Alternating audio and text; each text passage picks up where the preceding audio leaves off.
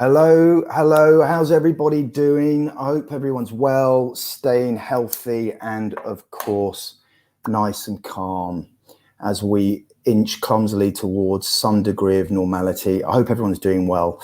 My name's Christian Byrne. I'm a rapid transformational therapist and resilience coach, and I'm extending a big warm welcome to the second episode of Agents of Calm, which is my series of live interviews that aims to capture the thoughts, ideas, and stories of people who, in their own unique way, are helping the people in and around their communities or in their job get clear, facilitate balance, and raise consciousness, which, of course, are the three things that I like to suggest are the three pillars of living and being with greater calm in today's world. I am super stoked this evening to be joined by my guest, Mark Wilkinson.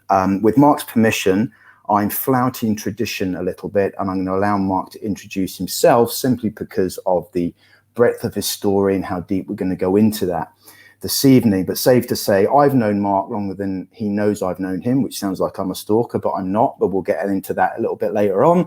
But we reconnected recently, and it turns out that our journeys have been quite similar, and we've got a lot of the same things that we can share. So stick around for this evening. We're going to be talking about things like the power of resilience, the importance of making balance a priority in our lives, not just now, but at all times, and what it really means to be raising our own individual consciousness during these unprecedented times of change. So without further ado, I want to welcome Mark. How are you doing?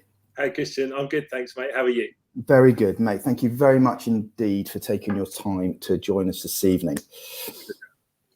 So, as I suggested, why don't, like I said, I know it sort of flouts tradition, really. I'm supposed to be, the host and do the introduction, but I think why don't you just give us all a little bit background about who you are and your journey, and we can run it from there. Sure. I mean, thank you first and foremost for inviting me on, mate. I think this is a great idea, and I love it. I love the fact we can reach more people and talk about things that are going to help others, which is ultimately the name of the game. Yeah. Obviously, my name's Mark. I was a resident DJ at Ministry of Sound when I was 25. I travelled all over the globe, DJing for 15, 20 years almost. I travelled to 65 different countries. I had a record in the top 10 doing a remix of Lou Reed and David Bowie, Satellite of Love, in 2004. That was you? That's me, yeah. What did you produce that under? I love Dab Hands remix, yeah. Oh my God, there you go. See, I've hidden behind quite a few production monikers, and some of that is to do with the fact that I wasn't a particularly confident young chap. Right. I didn't put my name on records. I didn't put my name out there. I was always hid behind a production moniker, and it was it was an interesting part of the journey, that one as well. But yeah, so there's a lot of records I made that people probably wouldn't even know that I was involved in, but I made them. And Satellite of Love was a classic, mate. Wow, I didn't know that. So I'm, amazing. See, you've got a string to the bow. Life was great fun. I had a party that lasted, 15 plus years. But then something weird happened. Something really, really strange happened. It was 2003. I was in my central London flat up in Marylebone. I'd sold my house and moved into Marylebone because I wanted to live the full-on DJ lifestyle. 5 minutes from my house, from any nightclub. Yeah. Dangerous. But it was amazing. I was really pleased that I was living there. It was great fun. I was living with my brother.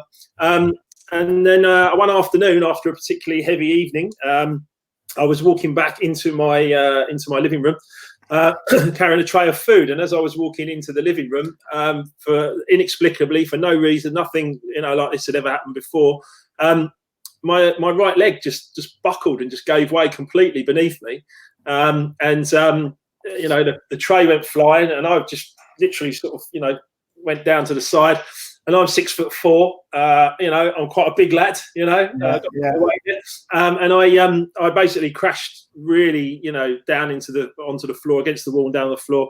And I just lay there, and I was in absolute agony. Like the back of my right leg, all the way down from like the top of my right leg, all the way down my leg, just felt like a red hot poker. It felt like someone had just stabbed me. I can't even really explain it, but it was just horrible. Right. And I just lay on the floor, and it was just, I just couldn't believe what had happened. That was just a really obviously strange experience. And I lay there and I couldn't move. I couldn't get back up. The leg was just sort of shivering and shaking, but it was so painful. My brother was there. My brother was in the living room, and he thought I was messing about. I think he thought and he was like, "Are you all right?" Because he was over the other side of the sofa. He was like, "You all right?" And I was just like, "Oh no, I'm not." And he jumped up and he came over and he picked me up off the floor and moved me to the sofa and sat me, laid me down. And I was shocked, to be honest. I was really shocked. And it was, it was a start. It was the start of something very, very strange that happened. I basically lost. I lost a lot of weight very, very quickly. I became very skinny, and my body froze. Every joint in my body froze up, and I couldn't move properly for about 18 months. It was. Oh wow! I could hardly walk. What was the diagnosis? Well, no, this is part of the problem. Nobody could diagnose it at all. I was living just off Harley Street in Marylebone, so I didn't have a GP, and I went to just about every expensive doctor you can find to try and find out what was going on, because you couldn't touch my hand. My hand felt like it was on fire. My shoulders, I was swollen. It was pain everywhere. I was taking painkillers every 2 or 3 hours, sometimes even less. Gosh, this sounds so familiar, but we'll get on to that in a minute. I couldn't sleep at night. It felt like someone was stabbing me in the ribs. Yeah.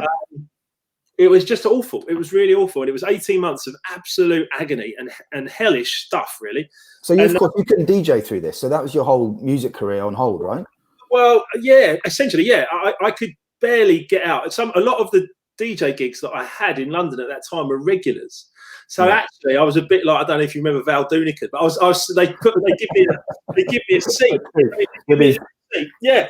They give me a little seat and I DJ there, playing records, Did you wear a white polo neck as well? But I was sitting there, and honestly, I was decrepit, and it was very, very difficult to survive it financially, and it did lead eventually to me end up being bankrupt as well in my 30s, which did not, was not a good thing. They're two of the worst things I could, imagine, and two of the worst things that, I would never wish them on anybody. Incurable disease and bankruptcy. I ended up being diagnosed after 18 months with a incurable rheumatic condition called ankylosing spondylitis. Imagine that on the Scrabble board. Crikey. It's flared up once recently in the last 5 years or so as well. But again, when I was under a lot of stress. Right. And the whole book situation, the whole Life Remix book is something that I've been thinking about writing for 10 years. And it's finally come together now. Because I have got a message. I've done so much self-development, so much learning, so much understanding of what happened, why it happened, and then what I've done to fix it. Brilliant. And long story short, just to get rid of the headline, long story short, I went from unable to walk for 18 months. I ran 4 marathons, three London and a Berlin. Amazing. And then I've gone from the bankruptcy to basically a net worth of over £1 million with property portfolios, businesses. And I've done that by just getting myself together and understanding my role in the whole kind of play of life. And the whole story's in the book, to be fair. And it's just something that I want to share. It's something I've needed to share for a while.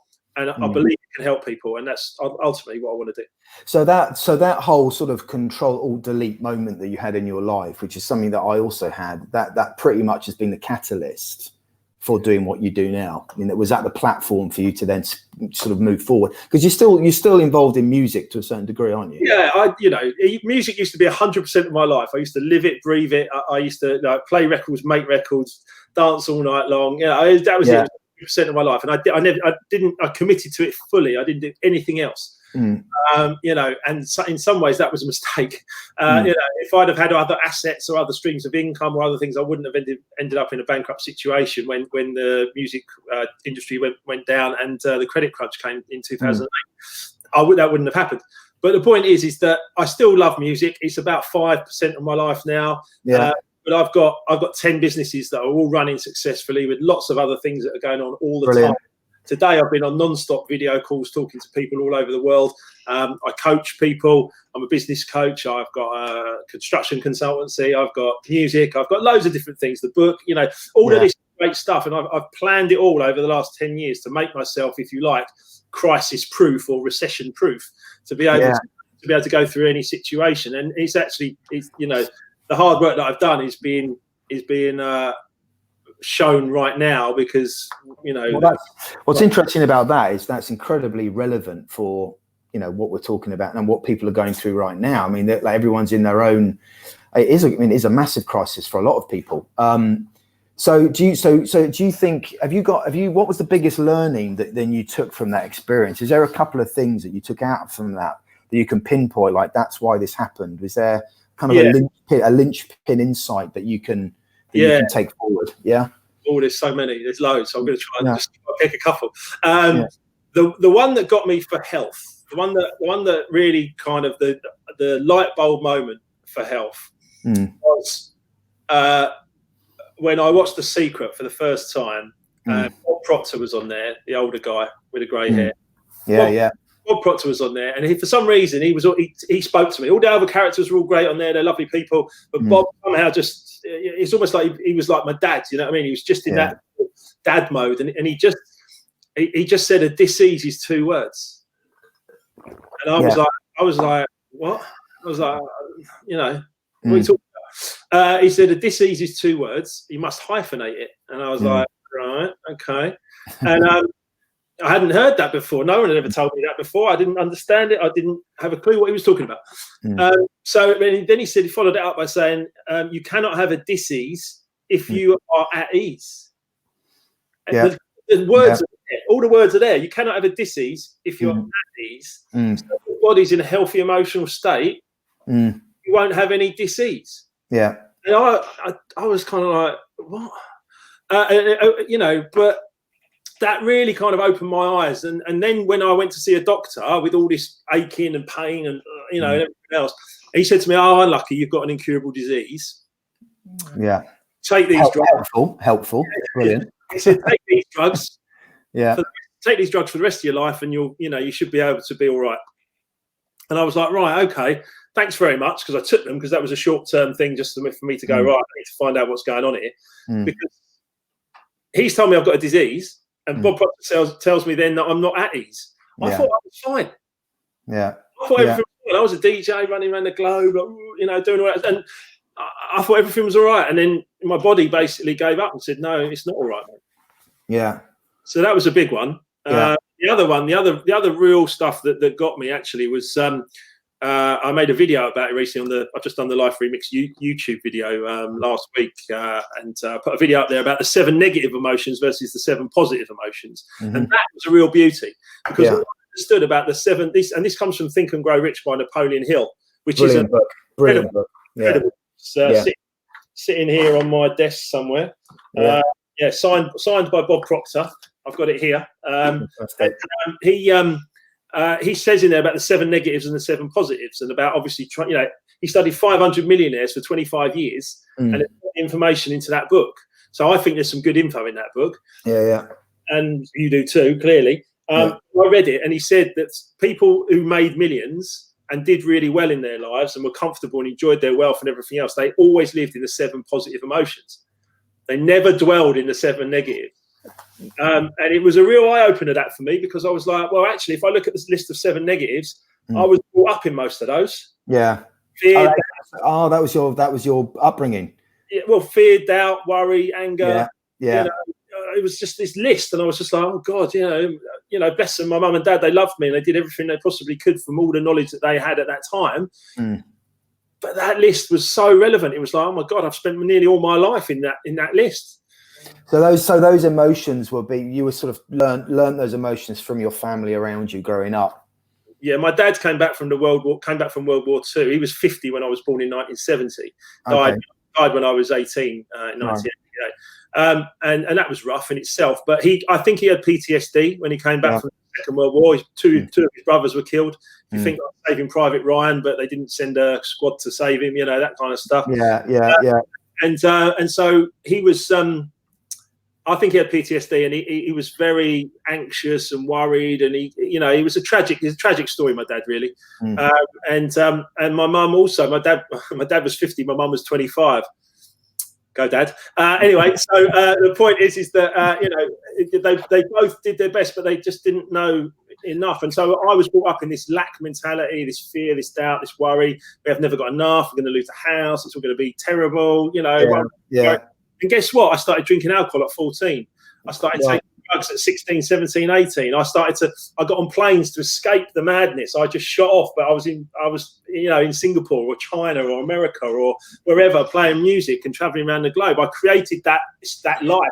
So up here, sort of consciously, you're out there having a great life doing music, but down here, subconsciously, there's a programming going on, which is just avoid the pain. And I think it's so interesting, because for me, that's really, when we talk about raised consciousness, the number one thing when I'm working with clients on that, it's about living back in the body, becoming embodied again, because it's so easy as children to become disembodied, to live out of the body, to live in our minds, live out of play, live externally. And that's got even worse now with technology. We literally live through technology, through apps and phones and other people's lives, through Instagram, and now there's TikTok and things like that. And it's something that, I think about quite a lot, but it sounds like you're a classic example of that as a child, that very quickly you learned that it was easier to live outside of the body because it was just too painful to live in it. I think a lot of the stuff you just said, and music, even football, I'm a huge football fan, but it's all, it's a distraction. Yeah, it's all a distraction. Now, I used to use it as a distraction, but not conscious of it. I do all this stuff to try and just avoid how I felt and avoid my family situation, all that kind of stuff. And actually, one of the best things that came out of it all was the fact that I realized that, all of that stuff is entertainment. Yeah. And great entertainment. And we enjoy it. As long as you enjoy it as entertainment. And keep it in that bucket. Yeah, exactly. So the football's on, it's entertainment. We enjoy it. I'm up and down and this and that. It's fun. Music is entertainment. I love it. It's great. But it's not the real depth of the soul. It's not the real kind of like inner, the subtext of the book is inner turmoil to inner peace. Yeah, lovely. I was in utter turmoil for probably about 37 or 38 years, to be honest. It's only in the last sort of 10, 11 years that I've actually discovered inner calm. Bob Proctor said, I've studied a lot with Bob, and Bob Proctor said, your way isn't working, try mine. And I was bankrupt, no money, signing on 10, 11 years ago, and I thought, all right, fine. All right, yeah, I'll do what you say. And you went all in, exactly. You went all in, yeah. If it doesn't work, it won't. If it doesn't work, it doesn't work, and I'll just accept it, and that'll be it. Yeah. But oh my God, it works. It's amazing. My life now is wonderful. Brilliant. So tell us a little bit more about Life Remixed then, because it's more than just, because obviously the book. When's the book coming out? I was talking with a publisher today. We've got a couple of publishers that are interested, so I'm just deciding what best to do with that. It's just as easy these days to self-publish, to be honest. Yeah, of course, yeah. At the end of the day, a bigger publisher could certainly put you on a bigger stage. Let's put it that way. And the reason and the mission for doing this book is because I want to be able to help people. I think I'll particularly be able to reach people that have these kind of maybe addictive tendencies. They've lost their way some way, or there's a crisis on the horizon, or they're going through one, or they want to avoid a crisis. In all honesty, that what I just said applies to just about the entire population. Exactly. In all honesty, I believe that I can help. I can help a lot of individuals. I do a lot of coaching already, and I love it. It's amazing. I love helping people. I love seeing people go from something that maybe is not exactly what they want to take them to something that is really, really where they want to be. Is there a focus around your coaching? Do you focus on a particular type of person with a particular problem, or are you just there to lend your experience as it applies to them? The actual coaching I do is a business coaching with a guy called Kevin Green, which is phenomenal.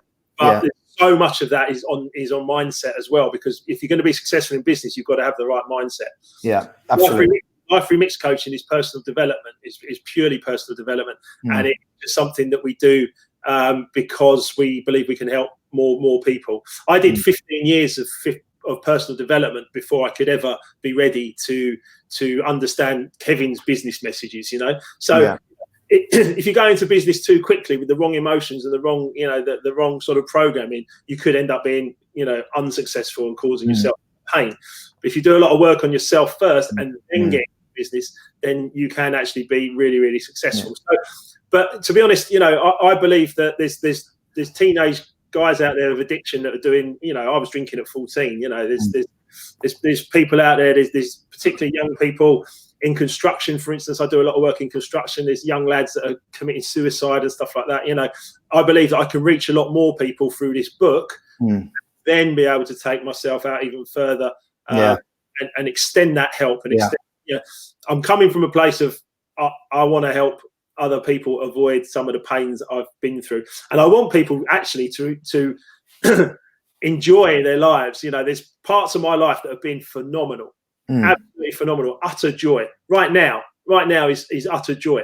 I've created it because I've moved away from all the negativity that I was caught up before. It's something that you have to work on. It's something that you can develop, but it's there for every single individual. It's not just for me, it's not just for you, it's for anybody. And is that the impact that you're really wanting to have from Life Remix? Is that really what the message is? Absolutely. The message is okay, so you asked me earlier about something that kind of, sort of moved me, and I mentioned about the disease and everything else. Something else, every personal development coach I've ever spoken to or heard from always says to me, what is your purpose? What's your purpose? Another way of saying it is, what is your why? Exactly. The deep why. And I was like, well, I don't know, I play a few records, Make the people laugh. Exactly. I play a few songs and people cheer, and it's like, woo, and that was kind of it. And then people kept asking me, what's your purpose? I don't know. And then out of nowhere, and it is exactly what you say it is. You decide what it is for you. I ended up talking at a students MIDI school, Manchester MIDI school, to music students via Ben from Paper Recordings. We made some albums for them, and we went up there and I gave a talk to these students. And at the end of it, about 6 of them, of the 20 or so, the 6 of them stayed behind and shook my hand and said, "Thank you so much. That was amazing. I really enjoyed hearing about your journey. I really want to, emulate that. I want to follow it." I was like, I got the same feeling. I got exactly the same feeling in my soul and in my, goosebumps. I got the same feeling from those students saying thank you to me that as I did from playing to like 1,000 people at Pastoral Ministry of Sound. I got that same vibe, that same buzz, that same uplift. And I was I was like, right, my purpose is to bring joy to people. That's it. And that's lovely, isn't it? Because I think you're so right. A lot of people, like when I came out of doing my rapid transformational therapist course, and I was combined with my coaching, there's a lot of pressure from people on, like, what's your why? What's your purpose? What's your niche? And a lot of people come out of there and they just want to help everyone. Now, I know from a business perspective, the more you can focus, the easier it is to market yourself and build a specialization around certain things. But I think it comes to a point where if you don't have a clear niche, it can be quite exhausting, and in itself can become a real block for people. And I went through that a lot. And to your point, I needed to discover what was my meta, what was my sort of archetype, and yours was bringing joy. It doesn't matter whether you're playing records or whether you're on stage talking or doing your coaching. There's actually a really wonderful, and this is for anyone listening, if you're interested in getting to some really beautiful podcasting, there's a lady called Jocelyn Gly, I think her name is, and she does this podcast called Hurry Slowly. Okay. And one of her episodes is absolutely brilliant. One of her episodes is called Who Are You When You're Not Doing? And it was basically they're talking about, who are you when you're not being the DJ, the coach, the consultant, who is the, and it's quite troubling to listen to, because it really forces you to think in a way that you probably haven't thought before. But to your point, whether you're on stage doing your coaching, you're doing your talks, or you're DJing, your archetype, your why is just joy, inspiration and joy. That's right. There's a bit more to it, because I thought it can't just be joy. Joy is, joy is great. You want to bring joy to everything in every situation, but it's got to be a bit more. It's got to be. I was like, right, okay, well, I like reading, I like studying. I've got all my favorite books here. Knowledge, right? Okay, so joy, knowledge, inspiration. I love to inspire people. And create. I want to create stuff. Yeah. So now, So now, all I do is I create my life on purpose. Yeah. So my purpose is written up in one of my office doors upstairs. to bring joy, knowledge, inspire, and create. And as long as I'm doing those 4 things at any moment in the 16 or 17 hours I'm awake, as long as I'm doing one of those 4 things, my purpose is I'm fulfilled. I'm happy. So I can be working on any one of my 10 businesses, but I'm working on those 4 things. Yeah. If you want to sit here and complain and go down a pub and moan about everything and all that kind of stuff, I would try and help. But if I couldn't change that conversation, I would have to excuse myself and leave. I wouldn't be bringing joy or knowledge or inspiration or creation. That is so important, because now I just bounce out of bed. I'm like, right, what are we going to do today? And here's the thing, we were talking about resilience before we came live. I mean, for me, resilience is about three fundamental things. And the first one is exactly what you've described. It's about commitment. And that's a lot of the work that I do as a coach. I have a program called CALM, which stands for Clarity, Alignment, Leadership, Momentum. And it's helping people get clear. What are those things that you can write on your wall and you can get so aligned with? And what I mean by alignment, it's getting so you've got absolutely no emotional and mental blocks between what you want and what those things are. You know, there's no blocks in terms of achieving them. And you're just so lit up when you think about them that it's effortless to get out of bed. That's the reason you get out. Because once you can get to there and you have that depth of commitment, nothing can get in your way. Doesn't matter what life throws at you, because you've just got that complete focus. And the other 2 are control and competence, but that's a separate conversation. Well, I love what you've done there, mate, and I think that's fantastic. And the bottom line is you've articulated it in a really good way. It's so important. Excuse me. When I get up now, I just enjoy every moment of every day, because I'm living on purpose. Yeah. There's nothing can stop me. I'm not doing Life Remixed because I want to earn £1 million. I'm doing Life Remixed because I want to help a lot of people. And then the money, and naturally the abundance and prosperity will follow. Exactly. Money comes because you're giving great service. Yeah. You can give great service to a great amount of people. You think about Steve Jobs from Apple, who created, and Bill Gates, who created computers. Yeah. They're multi-billionaires, whatever, because they created something that actually allows us to be able to communicate like this. It's great service to a lot of people, and that's how you earn money. That's simple as that. Exactly. So what advice would you have now, mate? Because obviously the world is in an extraordinary, unprecedented period of uncertainty and change and transformation, and I think, like, we live, the fundamental law of the universe is polarity. On the one hand, it's very troubling and difficult and painful, but on the other hand, there's a lot of opportunity, and there's if you've got the right mindset. What would be the advice, sort of top 3 things you'd advise people on right now, regardless of where they are? I mean, coming out of this, as we sort of start to navigate our way to whatever, the new normal will be, based on your experience, what advice would you have for people? Well, in every crisis, there is an opportunity. That is an absolute fact. The 3, 2 incurable diseases, and one bankruptcy, for me, those were actually things that become the best opportunities for me. They've made me rethink. They've made me change the way I was thinking. They've made me get my head around a few different things and look for some help, to be fair, and find out from some other really, intelligent, Tony Robbins, Bob Proctor, Kevin Green, The Secret, lots of, really interesting stuff. In fact, as well, something like relationships as well. When I had relationship crisis, I had loads of those when I was young, because I couldn't get one to last. And I reached out for some more information there, and I read a book called The Way of the Superior Man by David Dida. In every crisis, there's an opportunity. So in this crisis we're in right now, I know a couple of people that have got like less than a few £100 in their bank account. Yeah. They're applying for universal credit, and they're just, they're just about getting through. They've got enough money to buy. They've got some money to buy some food, and they've got a roof over their head because they can't be evicted at this current stage. But they've got no work, and it's that's a really tough situation to be in. But it's an opportunity. It's an opportunity to understand where you're going to go from here. Now, you asked me about 3 things. Well, the first thing, the very, very first thing to do with in any crisis at any moment, and to be fair, pretty much in any moment of your entire life, is acceptance. Accept what's going on. All right. Accept what is happening. Accept what has happened. And totally accept it. Totally accept that has happened.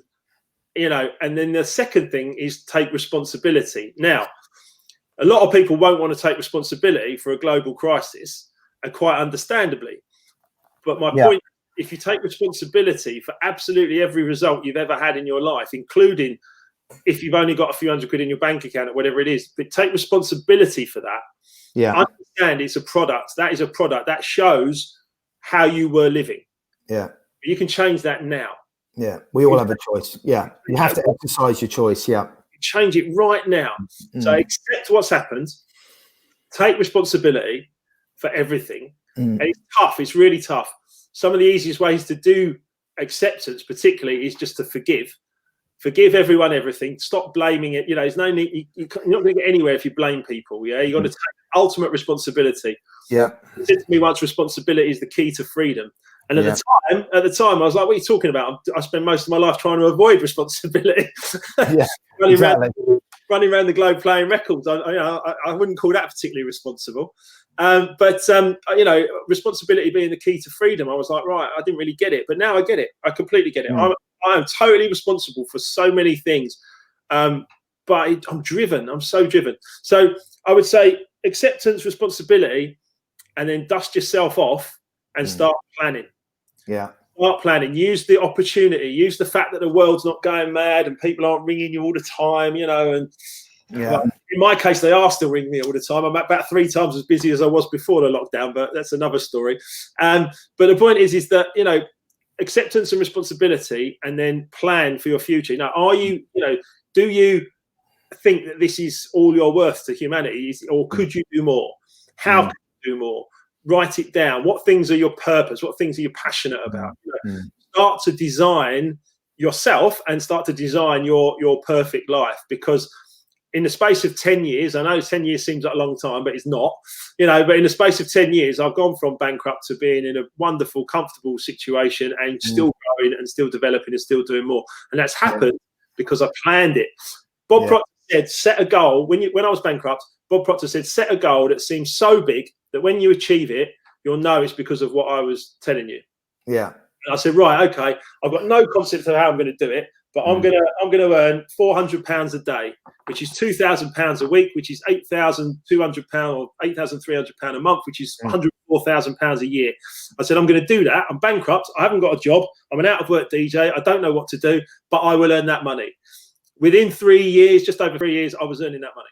Brilliant. So, because you planned. I just planned it. I just designed it. I said I didn't even understand what I was going to do, but I ended up doing a couple of qualifications and I actually ended up working in construction. And my first construction job was on the Olympic Stadium. I was the health and safety manager of the Olympic Stadium. You know, trust me, there's more in this book. It's been a roller coaster ride, but you know, I went from the Olympic Stadium to Heathrow Airport, and then to a large. We bumped into each other at Heathrow, didn't we? That time. I remember it well, mate. So the message I'm taking from there is I mean, the one thing I would throw in, because I love the way you said acceptance, because for me, I was thinking about this the other day. You know, for me, my kind of ground zero was obviously when I was diagnosed with cancer. I've been there in 2013, and I was lying in a hospital bed on the first morning. And literally within 24 hours, went from what most people consider as a dream life, you know, in Dubai. Just, you know, I was DJing as well. I was running an advertising agency, tax-free money. I just married, you know, the girl I've been waiting for my entire life. And literally within 24 hours, most of that had just been taken away from me. I couldn't walk, and I was staring death in the face.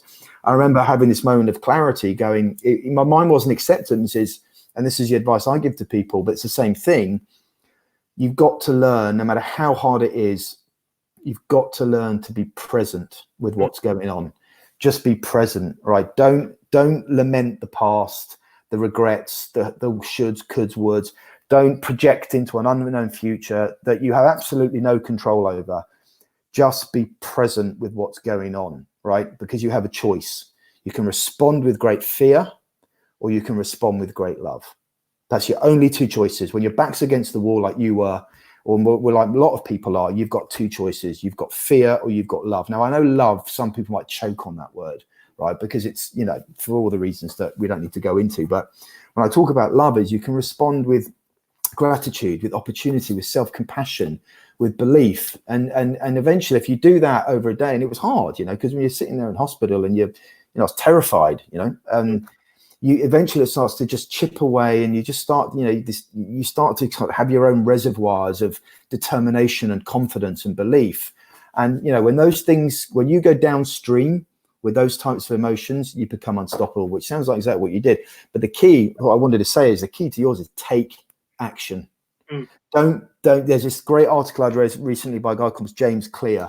It's like, there's a big difference of being in motion and being in action. And a lot of people get stuck in being in motion, right? And I used to be the king of that. In motion is plan, study that guy, take his notes, do this, I'm going to do that. This is my strategy. Here are my goals. But there's a difference. Then you've got to take action. You've got to show up. And taking action is just making that definitive action towards what you want, and that's where you've got to break through your fear, break through your courage, and go for it. So great advice. So within 3 years, you went from on your back, nothing, to earning what? 100 grand a year. 100 grand a year. Brilliant. Yeah. What was your breakthrough on that? Well, funnily enough, I with the bankruptcy, I was kind of stuck. I was a bit like, right, okay, I've got no work. I'm an out of work DJ. What am I going to do? And a guy that I'd been talking to in Thailand, he's like a friend, basically a friend of a friend. Been talking to him online, and I was thinking about going over there for a holiday. And he said, I've got a radio station, don't you? And I was like, have you? He said, yeah, I've got an FM radio station in Thailand, in Phuket. I went, have you?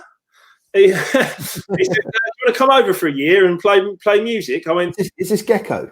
No, it's not. It's a friend of mine, unfortunately, who's died now. He's lovely man.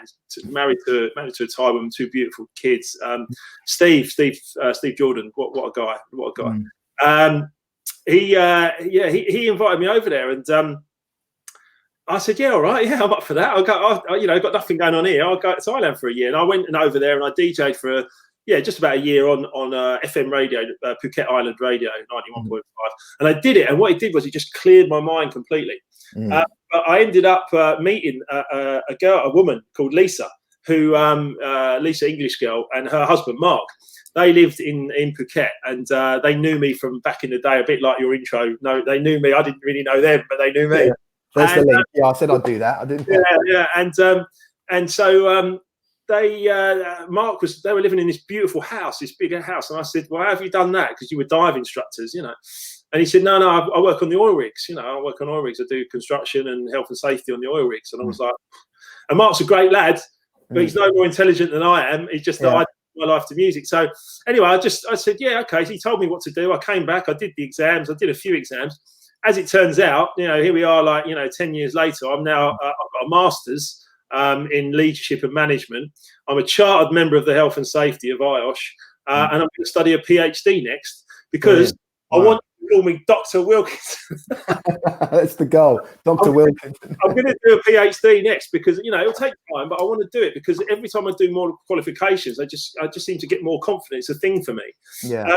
But the book is a big piece of work. So I won't be doing a PhD for a while because I've got this book to do, and then obviously to go out and talk about it. But my ultimate purpose is to help as many people as possible, and that is a positive thing to do with your life. No, totally. And it gives me so much joy and so much satisfaction. And ultimately, by you asking me to come on here and do this show with you, I'm grateful to you because you've helped me live my purpose tonight by bringing some joy to us, sharing a bit of knowledge, inspiring, and in creating something, it's great. Yeah, no, absolutely. Well, thank you for that. And listen, I must just going back to the book, mate, give me some writing tips. So I finished half my book. So I'm writing a book about my experience, just like you. I've got halfway through it. Any tips? Anything that you've learned about getting that momentum going and just, getting it done. Right. So first of all, ask me how many times I've written my book. Yeah. Okay. Basically, this is probably about the 4th attempt at it. I've tried it lots of different times, and I got exactly stuck where you were because I just kind of lost. I just lost where I was going with it. It just wasn't feeling right. I'll be honest. I'm not a Fatboy Slim superstar DJ. People don't want to read my biography, but I might be able to help them with a story. So that's where I was coming from. That's where I am coming from. So I've worked with a book mentor, which has been really, really helpful, actually. Oh, okay, good one. Okay, that's been really helpful. Yeah. Helpful. Will Foster, top fella, published on Hay House, lovely guy. But he made a quip because I was working with him and we were doing some coaching. He was helping me because I believe in coaching. I am a coach, but I also believe in other coaches the way they can help me. Anyway, so important. Sorry, man, I'm going to jump in. That's so important. If there are any coaches or therapists watching this, I'm like, from someone, I should heed my own advice.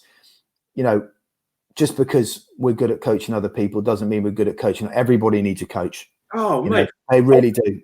And just it's the best investment you'll ever make. It really is. I've got a wealth coach. I've got a book mentor coach. I've got various business coaches around me.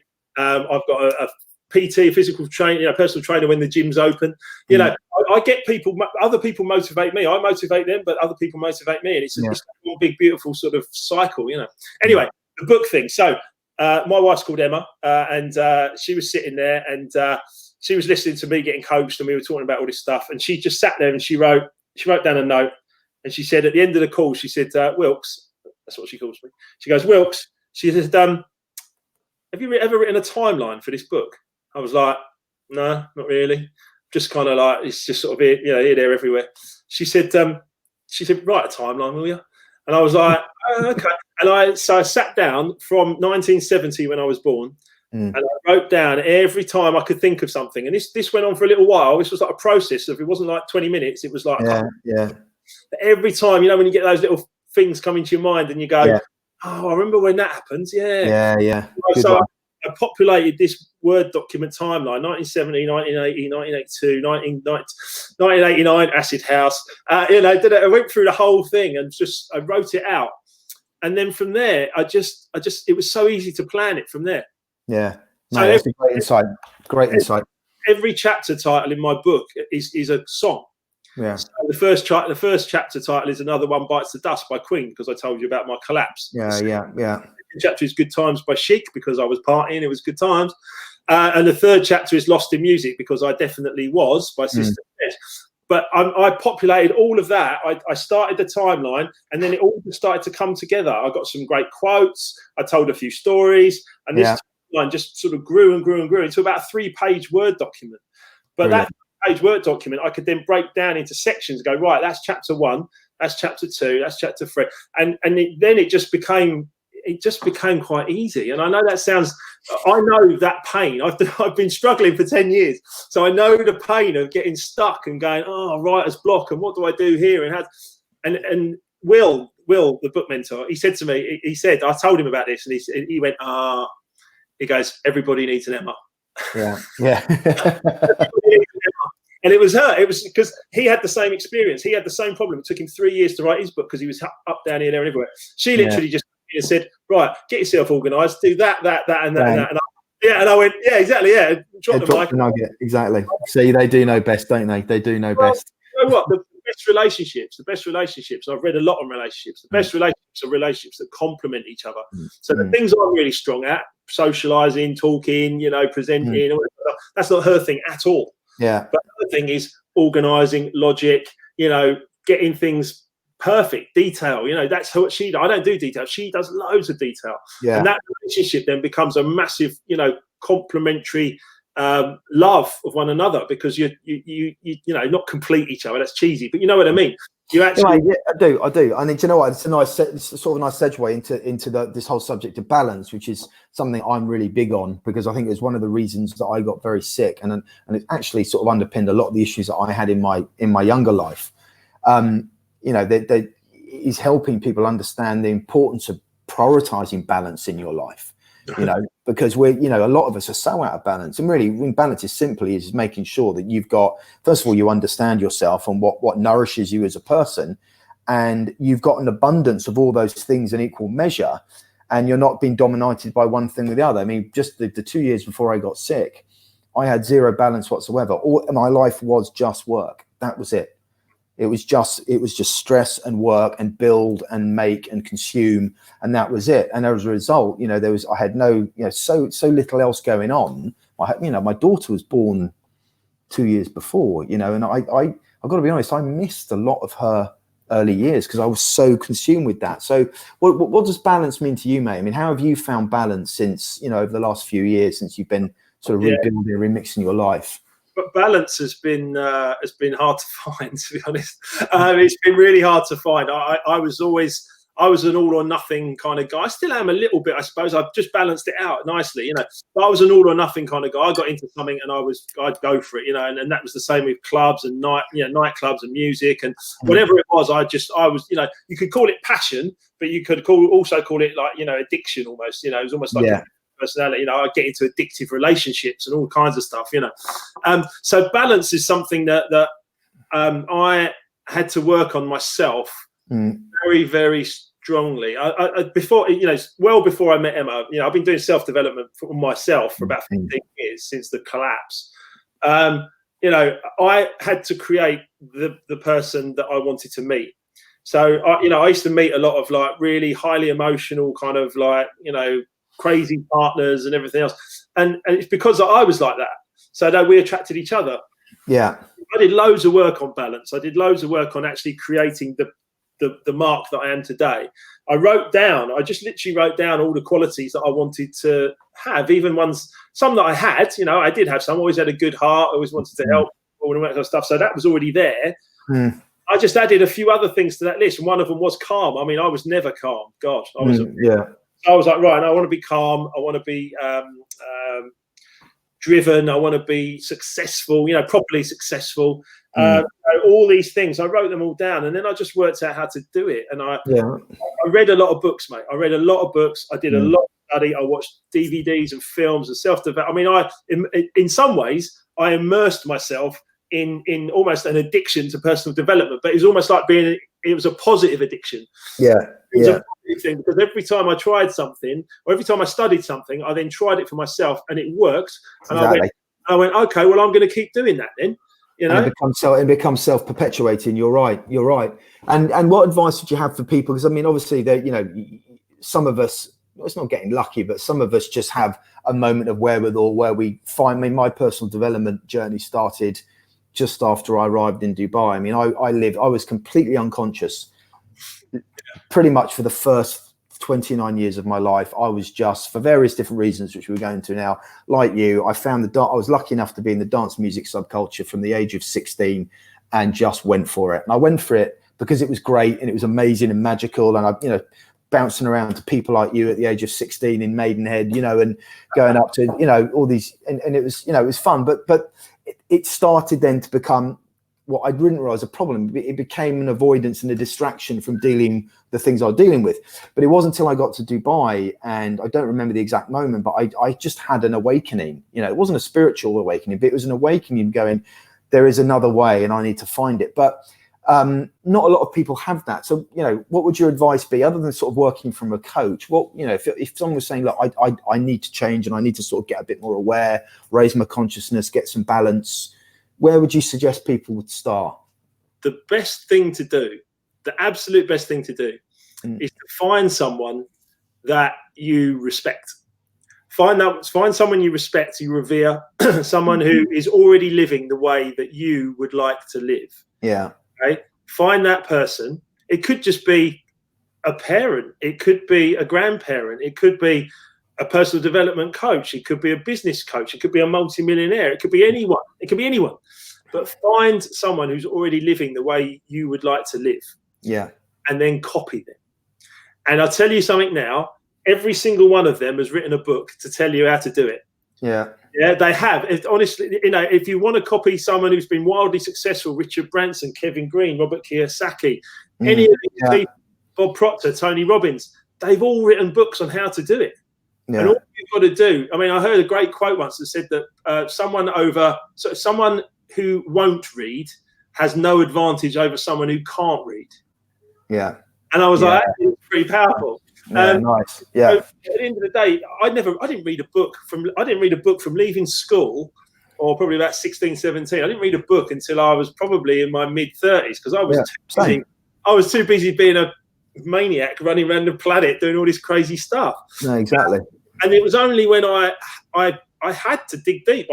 There was, clearly what I'd been taught when I was younger wasn't going to make me into a successful, balanced, calm, loving individual. And I had to reinvent myself. And, you know, the opportunity to reinvent myself was presented with an incurable disease and bankruptcy. That's how it came up. And that was the opportunity to go, I have to do something different. And the whole remix is what we do. That's what we do with music. That's what we do with a track.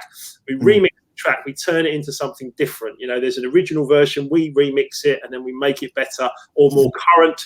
And we make it into something that could work now, could sell better, you know, that kind of stuff. That's what we do with remixes. And that's what I've done with a life remix. I've just done that myself. And I've just written it all down.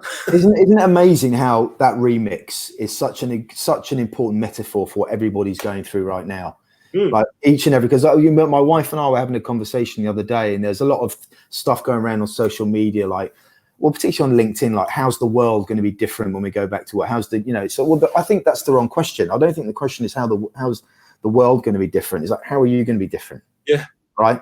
You know, because you got to look at what everyone's achieved over the last sort of 8-9 weeks. You know, all right, the government's provided a bit of financial support, but the government, you know, that they've done 1% of what everyone's really achieved. You know, each and every one of us has stood up and homeschooled our children and found the courage to continue doing our jobs or pivot into a new career or get fit. No one else has done that. You've done that. So the question is forget, you know, the world does need to change, but it starts with each and every single one of us. It comes back to your story. You know, I mean, I'm a great believer that all of the traumas and the sort of the woundings that we've been through in terms of our body and our souls and stuff, they're preparation initiations for the unfoldment of our sort of gifts coming through. And I think you're a great example of that. And you know, that's kind of what I wish for a lot of my clients is like, let's find out what the lessons are that you've learned and what you've been through, and how can we turn them into your magic? How can we turn them into your fire? Because that's your gift.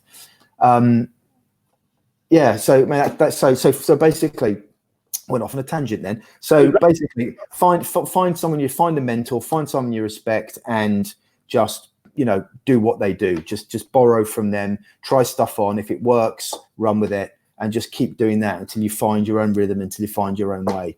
They call it modeling. Yeah. It's a word for copy. Yeah.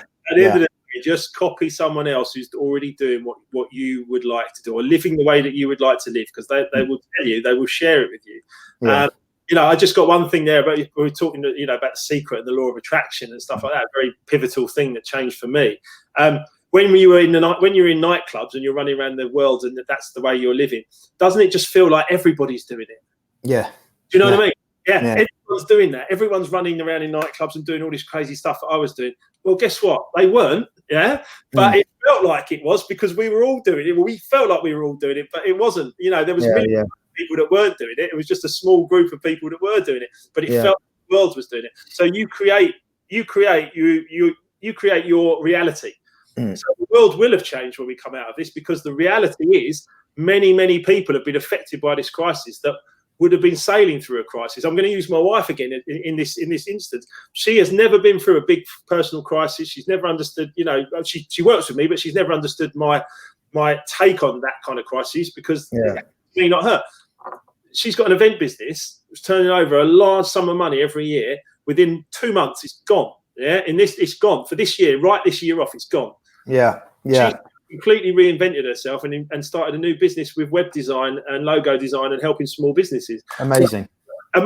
But she's done that herself. Obviously, she's married to a coach, right? So I've pushed her to. But the bottom line is that, you know, she's faced this crisis and she's coming out the other side in a completely different way, in a way that she's much happier with. Every crisis is an opportunity. So, you know, it's absolutely wonderful that this kind of thing has happened. Now, I'm not suggesting that, you know, that it's a wonderful crisis. I'm just saying, on an individual basis, you can take what's happened to you and turn it around into something new that you'll be much happier with for the next 10 years. But while you're doing that, prepare for the next crisis, because there will be another one.